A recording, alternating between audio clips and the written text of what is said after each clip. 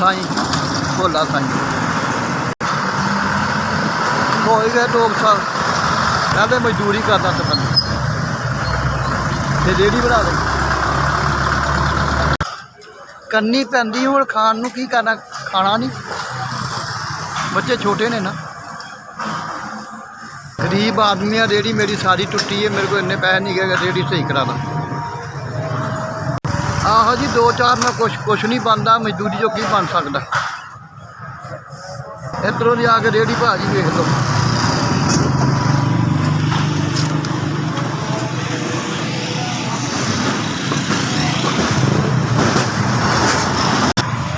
कोटे का खर्चा मेरा अपना खर्चा सारे खर्चे ने मजदूरी का कुछ नहीं बनता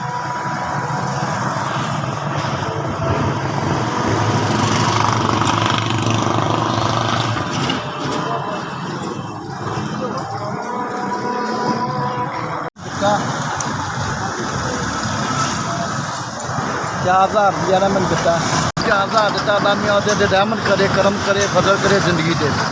ने मैंने 4000 भेजा मैं अपनी रेहड़ी सही कराना वो बड़ी मेहरबानी वाले लामिया रहमत करे करम करे फजल